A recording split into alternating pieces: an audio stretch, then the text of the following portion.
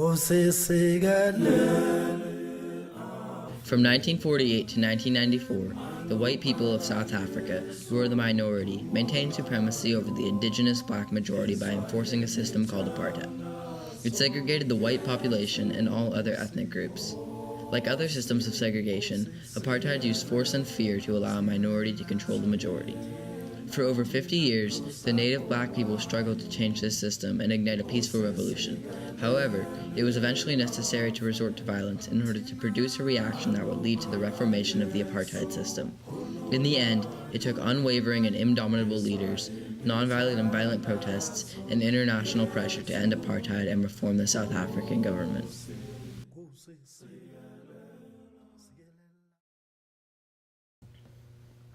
The history of South African colonization is a necessary foundation to realize why an apartheid system was established, to enable a white minority to control a black majority. In the 17th century, the Dutch began to trickle into South Africa to control trade routes to Asia. As they settled in South Africa, these Dutch colonists became known as the Boers, from the Dutch word for farmer. Meanwhile, the Napoleonic Wars were in full gear, and the British were worried that if Napoleon invaded Holland, then France would control South Africa.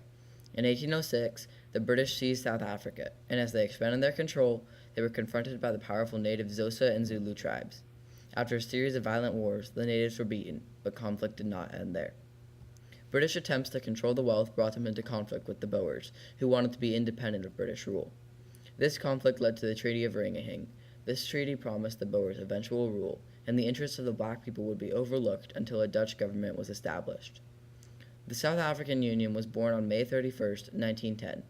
The new government placed the Cape, Natal, Transvaal, and Orange Free State colonies under a government dominated by the Boers.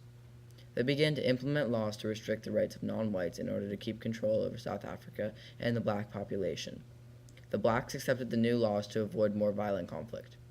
Over the next 30 years, the South African government limited black rights through the Natives Land Act, 1913, limiting black ownership to 7% of all land, and the Natives Trust and Land Act, 1936, setting aside 14% of the land for black reserves, which later turned into the homelands where the black Africans were forced to live. 1948 was a major turning point in the history of South Africa. The South African Parliament initiated apartheid. Apartheid was based on the following principles. First, there were 4 official racial groups: white, African, colored, and Asian. Second, whites were regarded as the only civilized race and therefore exercised absolute political control. And finally, white interests always came before organizations were forced to compete with stronger resistance. During the following years, the government became even stricter, and the ANC and other anti-apartheid organizations were forced to compete with stronger resistance, starting a huge revolution against apartheid. In the 40-odd years preceding the institutionalization of apartheid, many blacks used peaceful protests as a means to try to broker equality between the indigenous black population of South Africa and the Dutch Boers. The origin of these peaceful protests can be traced back to Mahatma Gandhi. Gandhi experienced the oppression of both blacks and Indians in South Africa. Gandhi's use of peaceful revolution inspired the ANC and other organizations. An important black figure in the fight against apartheid, Desmond Tutu, the Anglican Archbishop of Johannesburg, was able to speak out against the injustice of apartheid due to the fact that he was a religious leader. Another important figure was Nelson Mandela. He was an activist and part of the ANC. At first, he used his law degree to try to equalize rights. However, when the ANC changed tactics, he became a notorious revolutionary leader and had the government's biggest enemy. As the white government continued to further oppress the blacks, the ANC realized that peaceful opposition alone was not going to change the complex system of apartheid. Some of the violent government actions against innocent blacks, such as the Soweto riots and the Sharpeville massacre, convinced the anti-apartheid organizations that they had to change their tactics in order to free themselves from the shackles of oppression. The ANC formed a group called the MK, short from Mkhonto we Sizwe, or Spear of the Nation. This new militant branch used guerrilla warfare to attack the government. The MK carried out attacks on civilian, military, industrial, and infrastructural sites. Some of the most famous attacks were the attack on the Coburg power plant and the Church Street bombings, which together resulted in 22 deaths and 73 injuries. These actions successfully weakened infrastructure in support of the government, but, unfortunately, the violent protests subsequently classified the ANC as a terrorist organization. Although violent protests garnered quicker reaction from the government and the international community, the classification as terrorist alienated many people.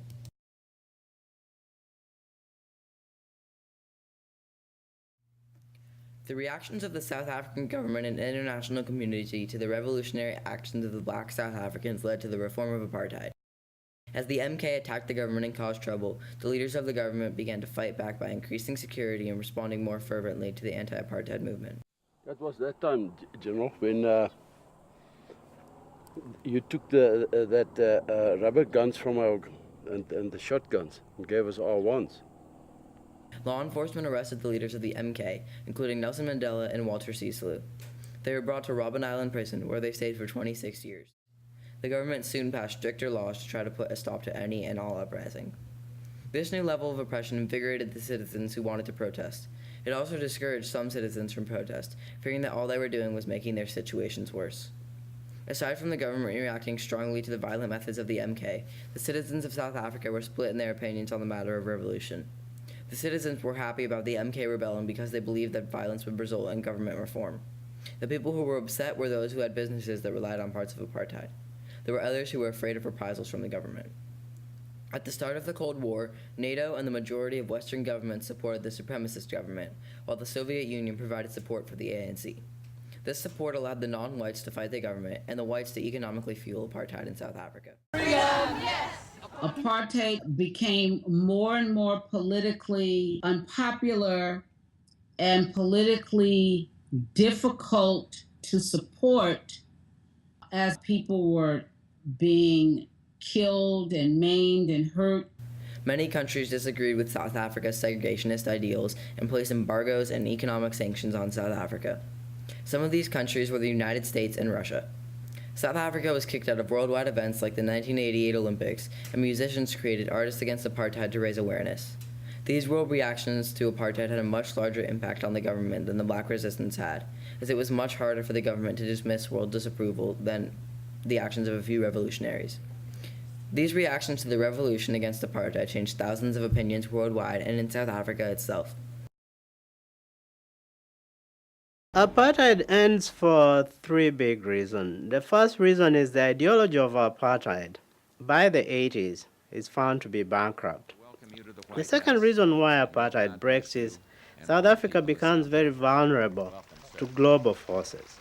But thirdly, South Africa apartheid ends because of the increasing militancy of the black. Economic boycotts, social restrictions, the actions of the ANC and MK, and pressure from the UN led to Prime Minister F.W. de Klerk approaching Mandela and offering to release him to begin negotiations. In a position to announce that Mr. Nelson Mandela will be released at the Victor Verster prison on Sunday, the 11th of February, at about 3 p.m. The leaders of apartheid met and voted to end apartheid, with a unanimous vote to abolish the segregationist system. When the South African parliamentarians called for the vote and they said, "I do, eliminate apartheid immediately," they did. From 1990 until 1994, the government slowly transitioned South Africa into an equal society. They made reforms such as letting blacks and Indians into parliament and creating black trade unions to increase their importance in the economy. By the time Nelson Mandela was elected as president in 1994, the apartheid system had for the most part been eradicated. With Mandela as president, the government held the population in check and made sure there was as little conflict as possible to avoid repeating the atrocities committed under apartheid. The reform of South Africa was no easy task. Integrating non-whites into voting practices and other white-only programs proved to be a difficult task. Still 20 years after the disbanding of the apartheid system, the South African government is still trying to recover from the economic hardships and social division that came about from apartheid.